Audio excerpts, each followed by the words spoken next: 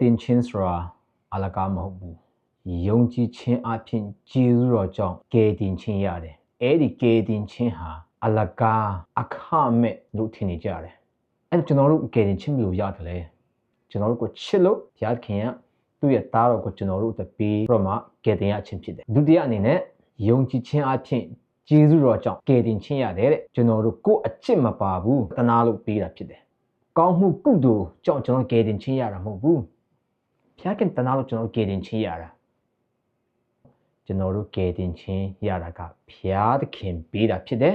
ဒါပေမဲ့အလကားမဟုတ်ဘူးဆိုတော့ကျွန်တော်တို့မှာထပ်ပြီးမှပြောပြလို့ရတယ်ဘုရားသခင်ကဒီကယ်တင်ခြင်းကိုကျွန်တော်တို့ကိုပေးပြီးသွားပြီကျွန်တော်ကျမတို့အနေနဲ့ဘယ်လိုမျိုးပြန်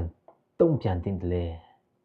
ပြော၍မကုန်နိုင်တဲ့ဘုရားသခင်စုကျေးဇူးရဲ့ဒါကယ်တင်ခြင်းရတော့ပုဂ္ဂိုလ်တယောက်ရဲ့ကျွန်တော်စိတ်ထဲမှာအမြင်ထားရမယ့်အရာဖြစ်မယ်ကိုလိုတဲ့ခန်းကြီး3စက္ကွန်ထဲမှာကျွန်တော်တို့အတွက်ပြုပေးတဲ့ကျေးဇူးဟာတော်ကြီးမြတ်လာပါဆိုပြီးမှဝန်ခံဖို့ရအတွက်ကျွန်တော်မှာတာဝန်ရှိတယ်ယောမအခန်းကြီး6အငယ်စက္ကွန်ကနေ18မှာကျွန်တော်ပြန်ကြည့်တဲ့အခါမှာတစ်ချိန်တစ်ခါတော့အပြစ်တရားရဲ့အကျဉ်းဖြစ်တဲ့အတိုင်းအခုကြတော့ဖြောင့်မတ်ခြင်းတရားရဲ့အကျဉ်းဖြစ်ကြပြီဘုရားသခင်ပေးတဲ့ယေရှုတော်ကြောင့်ကယ်တင်ခြင်းကြောင့်ကျွန်တော်ကျမတို့ဟာလွတ်မြောက်ခြင်းအခွင့်ရတယ်။ကယ်တင်ခြင်းကိုခံစားရတော်သားသမီးများအနေနဲ့ကျွန်တော်တို့အပြုအမူကျွန်တော်တို့ဘယ်လိုတုံ့ပြန်မလဲ။တိရောခံခြင်းနဲ့အငယ်3ကနေ4ထဲမှာထိုသခင်ကိုတည်တယ်ချစ်တယ်ဆိုတော့ကျွန်တော်ဘယ်လိုတည်နိုင်မလဲ။ထိုသခင်ပေးတဲ့စကားတော်တရားတော်ပညတ်တော်ကို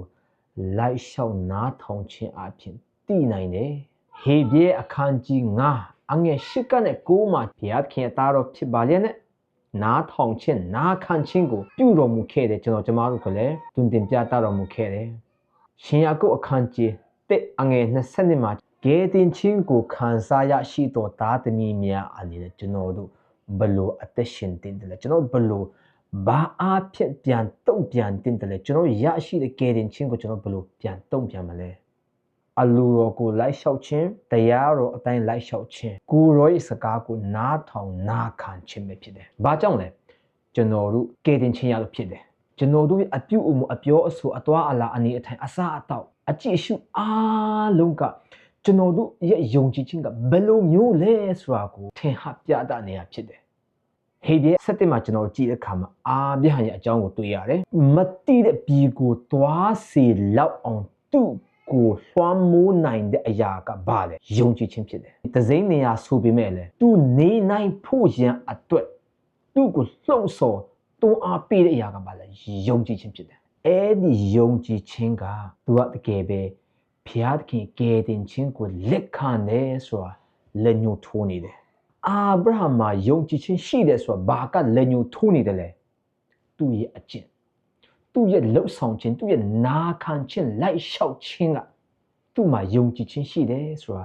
လက်ညှိုးထိုးနေတာဖြစ်တယ်။ရှင်ယာကုပ်အခန်းကြီး2အငယ်18မှာ faith without work is dead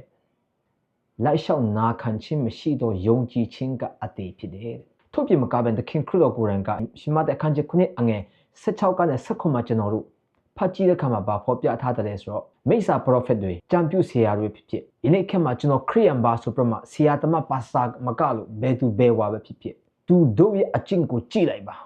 နှုတ်ကပတ်တော်နဲ့ညီတယ်ဆိုလို့ရှိရင်တော့သူတို့ကမှန်ကန်သောယုံကြည်သူဖြစ်လိမ့်မယ်သူတို့ရဲ့အကျင့်က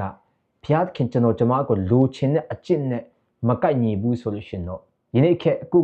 ပရောဖက်ပါပြောတဲ့ပုဂ္ဂိုလ်အပိုစတယ်ပါပြောတဲ့ပုဂ္ဂိုလ်ပါစတာပါမင်းစတာပါပြောတဲ့ပုဂ္ဂိုလ်sorry ပဲဖျားခင်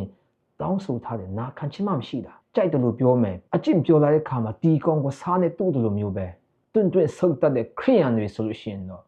ခရိယန်တယောက်မဟုတ်လို့ပဲလို့ကျွန်တော်ယူဆရမယ်ကျွန်တော်ကျမတို့ရဲ့အကျင့်ကျွန်တော်ကျမတို့ရဲ့လိုက်လျှောက်နာထောင်နာခံခြင်းတွေဟာဆိုလို့ရှိရင်ကျွန်တော်ကျမတို့ကယုံကြည်သူဖြစ်သလားမဖြစ်သလားဆိုကျွန်တော်ကလက်ညှိုးထိုးနေတယ်ကျွန်တော်ကအခြားပုဂ္ဂိုလ်တူတယောက်ရဲ့တာမယာကိုခဏပြစ်မှားတယ်မကောင်းတဲ့နေရာခဏသွားတယ်ဆိုလို့ရှိရင်တော့အဲ့ဒီသွားတဲ့အကျင့်တွေကကျွန်တော်ကိုလက်ညှိုးထိုးနေခမားမှာယုံကြည်ခြင်းမရှိဘူးတစ်ချိန်တစ်ခါကကျွန်တော်အရာမဲ့ဆိုးခဲ့တယ်လူများသားများကိုပြစ်မှားတယ်မကောင်းတဲ့နေရာမှာသွားတယ်အဆိုးပေါင်းစုံလုပ်ခဲ့တယ် ယုံကြည်ပြီးနောက်ပိုင်းမှာသူအဆိုးပေါင်းစုံကိုကျွန်တော်ထားခဲ့ပြီးတော့မှကောင်းမွန်သောအသက်ရှင်ခြင်းနဲ့ဖြောင့်မတ်သောအသက်ရှင်နဲ့ကျွန်တော်အသက်ရှင်လာတဲ့အခါမှာသူအချစ်များသူနားထောင်လိုက်လျှောက်နာခံခြင်းကကျွန်တော်ကိုဘာလက်ညှိုးထိုးနေတယ်လဲဆိုတော့ခမည်းယုံကြည်ခြင်းကဖျားခင်အလိုရှိသောယုံကြည်ခြင်းအကျင့်ဖြစ်တယ်ဆိုတာကျွန်တော်ကိုလက်ညှိုးထိုးပြနေတယ်ကျွန်တော်တို့ရဲ့ဘဝကျမတို့ရဲ့ဘဝမှာသူကျေးဇူးတော်ကကယ်တင်ခြင်းကဘာကိုလုပ်မလဲကိုယ့်ကိုပြန်မြင်ခွင့်ကြည့်အောင်ကျွန်တော်ကျမတို့ဘဝမှာအပြောင်းအလဲများရှိခဲ့ပြီလားတော့မအပြောင်းလဲမရှိသေးဘူးတစ်ချိန်တစ်ခါတော့အတိုင်းပါပဲမဆက်နဲ့တော့ယုံကြည်တယ်ဒါပေမဲ့အသက်ရှင်ခြင်းကျွန်တော်တို့စားတာပြောတာပြုမှုတာကြည်တာဝတ်စားဆင်ရင်တာကျွန်တော်ခန္ဓာကိုယ်ကိုထိန်ချုပ်တာခန္ဓာကိုယ်ပြုစုပြောထောင်တာတစ်ချိန်တစ်ခါတော့ကလိုပဲကျွန်တော်တို့ဘုရားခင်ကိုကယ်တင်ရှင်အဖြစ်သခင်ခရစ်တော်ကယ်တင်ရှင်ဘုရားအဖြစ်ယုံကြည်လက်ခံပြီးနောက်ပိုင်းရဲ့အခြေအနေနဲ့မလက်ခံခင်အခြေအနေအတူတူပဲဖြစ်လုံးပဲလားဒါဆိုလို့ရှိရင်တော့တကယ်ပဲမယုံကြည်လို့ဖြစ်ပါလိမ့်မယ်ဘုရားခင်ကျွန်တော်ကျမတို့ကိုကယ်တင်တာကအပြစ်ထဲကနေအပြစ်မှကျွန်တော်တို့ကိုကယ်တင်တာဖြစ်တယ်အပြစ်နုံတွန်းမှကယ်တင်တာမဟုတ်ဘူးကျွန်တော်ကကယ်တင်ပြီးမှအပြစ်နုံတွန်းမှကျွန်တော်တို့ပြန်ချတာမဟုတ်ဘူးကျွန်တော်တို့ကအပြစ်ကနေလွတ်မြောက်အောင်ကျွန်တော်ကျမတို့ကိုဘုရားခင်ကယ်တင်တာဖြစ်တယ်အေဖက်အခန်းကြီးနှစ်အငယ်ခုနှစ်နဲ့ရှစ်ကိုကျွန်တော်ဖတ်ပြမှာအဲ့မှာပဲ full stop ကျွန်တော်တို့ပုတ်ထီလာပုံမှန်ကျွန်တော်ချလိုက်တယ်ဆက်ဖတ်တဲ့ခါမှာဗာပြောတယ်အဘဲကြောင့်ဤဟုမူကားငါတို့ဒီကောင်းသောအကျင့်ကိုကျင့်ရမည်အကြောင်း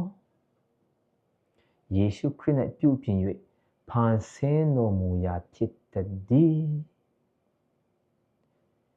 ယုံကြည်ခြင်းအပြင်ယေရှုတော်ကြောင့်ကျွန်တော်တို့ကိုကယ်တင်တာဖြစ်တယ်ပြီးကျွန်တော်ကဘာဖြစ်စေခြင်းတလဲကောင်းသောအကျင့်တို့ကိုကျင့်ရမည်အကြောင်း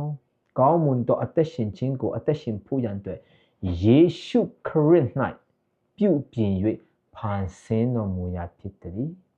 ကျွန်တော်ကျမတို့ဟာယုံကြည်ခြင်းအဖြစ်ကျေးဇူးကြောင့်အကယ်တင်ခြင်းခံရပြီးနောက်ပိုင်းမှာကျွန်တော်ကျမတို့ကိုဘယ်ပုံစံဖြစ်စေခြင်းလဲဖျားခင်ကဖျားခင်ကျွန်တော်ကျမတို့ကယ်တင်တာကအပြစ်ညွန်ထဲမှာပျော်နေဖို့မဟုတ်ဘူးတချင်းတခါတော့ကတောက်စားမှုကြီးခဲ့တယ်ခရိယာဖြစ်ပြီးမှလည်းတောက်စားမှုကြီးနေဖို့မဟုတ်တော့တချင်းတခါတော့ကမတန့်ရှင်းမကောင်းတဲ့အရာတွေလုပ်ခဲ့တယ်အခုချိန်မှာလုပ်နေဖို့မဟုတ်ဘူးတချင်းတခါတော့ကမကောင်းတော့မတန့်ရှင်းတဲ့အရာတွေကျွန်တော်ကြည့်ခဲ့တယ်အဲ့ဒါကြည့်နေဖို့မဟုတ်တော့ဘူးတချင်းတခါတော့ကကျွန်တော်မတန့်ရှင်းတဲ့အရာတွေစားခဲ့တယ်တောက်ခဲ့တယ်တောက်စားပျော်ပါမူရစ်နေဖို့မဟုတ်တော့ဘူးတိယောအခန်းကြီး3အငယ်24ထဲမှာဗာဖော်ပြထားသည်လေဆိုတော့ပိညတ်တော်တို့ကိုစောင့်ရှောက်တော်သူတွေဘုရားသခင်နဲ့တည်၏ကျွန်တော်တို့ဟာဘုရား၌တည်မတည်ကိုကျွန်တော်ဘယ်လိုသိရမလဲဘုရားသခင်နှုတ်ပတ်တော်ပိညတ်တော်ကိုစောင့်ခြင်းအဖြစ်ကျွန်တော်ကိုတည်တယ်ကျွန်တော်တို့ဒီအပြုအမူအကျင့်အကြံလိုက်လျှောက်နာခံခြင်းဟာဆိုရှင်ဘုရားသခင်ကိုယုံကြည်လွန်းလို့ကျွန်တော်တို့မှရှိသောယုံကြည်ခြင်းအသီးအပွင့်နေဆိုတာကိုဖော်ပြပြီးသွားပြီဖြစ်ပါတယ်။တိယောအခန်းကြီး3အငယ်18မှာချစ်သားတို့ငါတို့ဒီစကားပြောကမျှအားဖြင့်သာမချစ်ပဲစိတ်ပါကိုရောဧကန်အမှန်ချစ်ကြကုန်ဟာစကားနဲ့တော့အပေါ်ယံလေးတော့မချစ်မိပါနဲ့စိတ်ပါကိုရောနှလုံးနဲ့ပါဆိုတဲ့ခါမှာဘာပြောလဲလက်တွေ့ကျွန်တော်တို့နော် action လို့လေဒီတော့ကြောင့်မလို့ကျွန်တော်ကျမတို့ခရိယန်ကိုခရိယန်တယောက်ဆိုပြီးနောက်ပိုင်းမှာကယ်တင်ခြင်းဆိုတာကျွန်တော်ကျမရရှိပြီးသွားပြီသခင်ခရစ်တော်ကိုယုံကြည်ပြီးနောက်ပိုင်းမှာကယ်တင်ခြင်းရပြီဆိုတဲ့ပုံကိုများယုံကြည်သူတယောက်အနေနဲ့လိုက်လျှောက်နားထောင်နာခံခြင်းရှိရမယ်ဘုရားခင်စကားကိုနားထောင်ရမယ်ပညာတော်စောင့်ရှောက်ရမယ်ဆိုတာကိုကျွန်တော်တို့ကြားလိုက်တဲ့အခါမှာဟာဒီပညာတော်ဆိုတာကတမဟောင်းနဲ့ဆိုင်နေပြောတဲ့ပုဂ္ဂိုလ်တယောက်ဖြစ်နေတော့ဘယ်လားပညာတော်ဆိုတာကဘုရားခင်အကျင့်စာရိတ္တတော်ဖြစ်ပါတယ်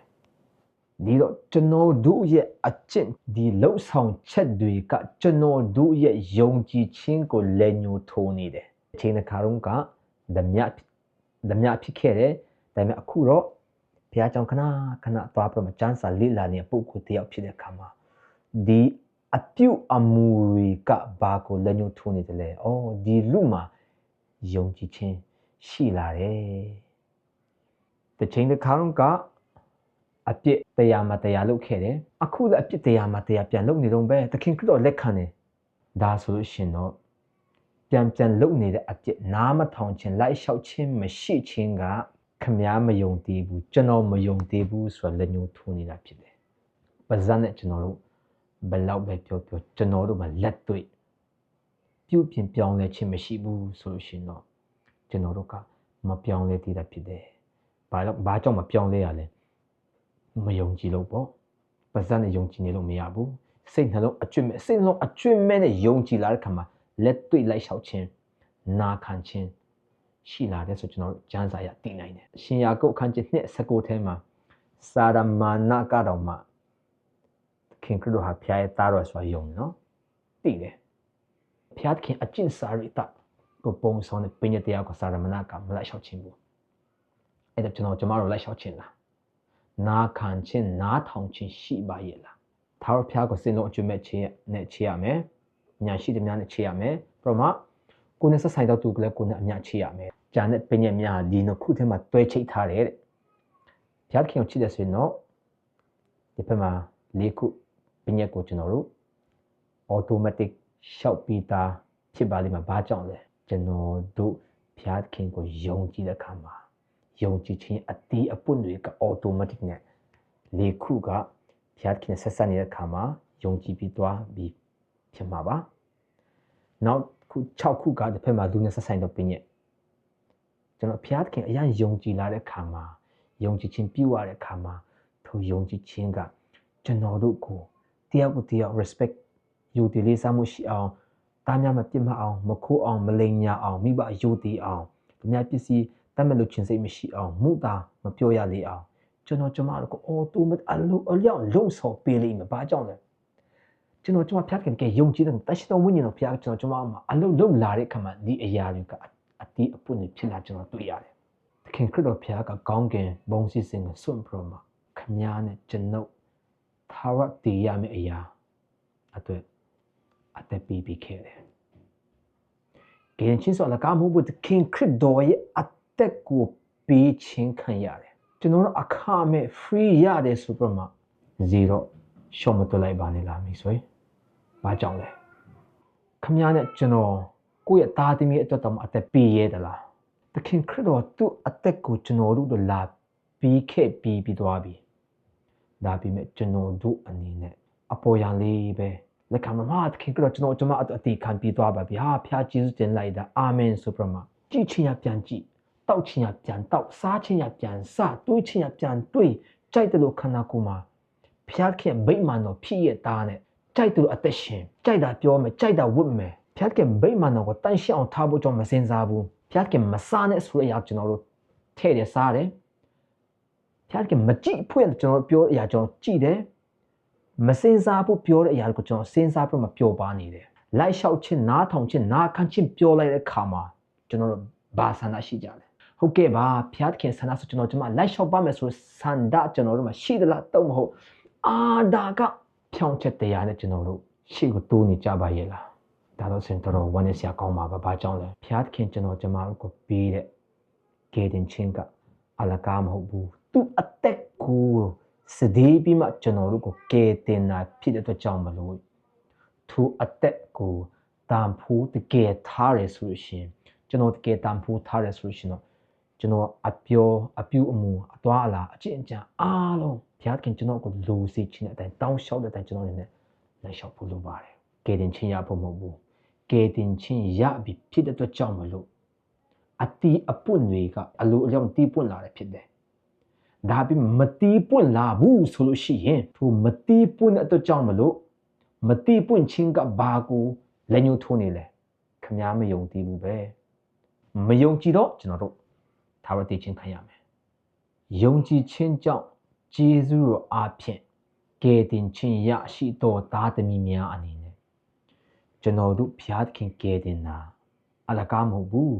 သူ့အသက်ကိုစဒီပရောမအတန်ဖို့အကြီးဆုံးအရာနဲ့ကျွန်တော်တို့ကယ်တင်ခဲ့တာဖြစ်တယ်ထိုတန်ဖို့အကြီးဆုံးအရာကိုကျွန်တော်တကယ်ပဲတန်ဖို့ထားတယ်တကယ်ပဲမြင့်နိုးတယ်ဆိုရှင်တော့လိုက်လျှောက်နားထောင်နားခံခြင်းတရားမှတရားရှိနိုင်ဖို့ကျွန်တော်တို့ကြိုးစားဖို့လိုတယ် ကဲတင်ချင်းရဖို့မဟုတ်ဘူးကဲတင်ချင်းရတော့သူမှန်တယ်ဆိုရှင်ကြောင့်စူးစမ်းရမယ်မစူးစမ်းဘူးဆိုရှင်တော့ကဲတင်ချင်းရရှိတော့သူတယောက်မဟုတ်တဲ့အတွက်ကြောင့်မလို့မစူးစမ်းခြင်းဘူးမလိုက်လျှောက်ခြင်းဘူးနာခံခြင်းနားထောင်ခြင်းပြည့်တော့ပြောလိုက်တာနဲ့ဒီကောင်ကိုစားနဲ့တို့တလိုမျိုးပဲလှုပ်ခတ်နေတဲ့ပုံကူများဖြစ်မယ်ဆိုလို့ရှင်တော့တော်ဝမ်းနဲ့ဆရာကောင်းတယ်ဒီတော့ကြောင့်လည်းကဲတင်ချင်းဆိုတာအလကားရတာမဟုတ်ဘူးဖျားခင်ကမမီနိုင်တပါတီတော့တားတော့ကိုကျွန်တော်ကျမတို့အတွက်အတိတ်ခံစတဲ့ခံပမာကဲတင်ချင်းဖြစ်ပါတယ်မိတ်ဆွေလေးနဲ့စဉ်းစားကြည့်ပါရှောင်းမမင်းကြီးကဒီနာကျန်နောက်ဆုံးပိုင်းမှာပါဖော်ပြတာလေလောကမှာအရာတွေအားလုံးကအနတ္တပဲဒါပေမဲ့အရေးကြီးဆုံးကပါလေဖျားခင်ကိုကြောက်ရင်ပမာသူ့ရဲ့စကားတော်သူ့ပညာတရားကိုဆောင်ရှောက်ဖို့ပဲဖြစ်ပါတယ်ဖျားခင်ပေးတဲ့မေတ္တာတော်ဖျားခင်ပြတာခဲ့တဲ့မေတ္တာတော်ဖျားခင်ကျွန်တော်တို့အသက်စတဲ့ချင်း sacrifice ကိုကျွန်တော်တို့တန်ဖိုးထားပေါ်မှာလိုက်လျှောက်နာခံခြင်းပြောရခါရဲမို့ဖျားခင်ကျွန်တော်တို့ဒါရမပေးစပ်ပေးခဲ့ပြီးပြီပဲလက်လျှောက်နာခံခြင်းတွေကဘာမှကျွန်တော်မလုပ်နိုင်စရာအကြောင်းရှိမလဲခမည်းတော်ယုံကြည်ခြင်းကမုံညင်းစေးလောက်တာရှိတယ်ဆိုလို့ရှိရင်တော့တောင်များကိုပင်ရွေ့လျားစေနိုင်တယ်တဲ့ကျွန်တော်တို့ကိုခွန်အားပြီးတော့သခင်ခရစ်တော်အဖြစ်အရာတိုင်းကိုကျွန်တော်တို့တတ်ဆွနိုင်တယ်တဲ့ကျွန်တော်တို့ရဲ့ယုံကြည်ခြင်းအဖြစ်ကျေးဇူးတော်ကြောင့်ရတဲ့ကယ်တင်ခြင်းဟာအလကားမဟုတ်ဘူးဖျားခင်မိမိနဲ့တပါးတီးတော့တားတော့ကိုကျွန်တော်တို့အတေးတက်ချင်းခံရတယ်ဒါကိုထောက်ရှုပြမတ်ကဲပဲစစ်မှန်တော့ခရစ်မှန်တယ်ဆိုလို့ရှိရင်လိုက်ရှောင်နာခံခြင်းရှိနိုင်တော့ဒါသမီးများဖြစ်နိုင်ကြပါစေဒီနေ့ကိုရှင်ဒုတိယချင်းကြွလာတဲ့ခါမှာဖျားခင်ကိုခီးဦးကြိုပြုနိုင်တော့ဒါသမီးများအရောက်စီတိုင်း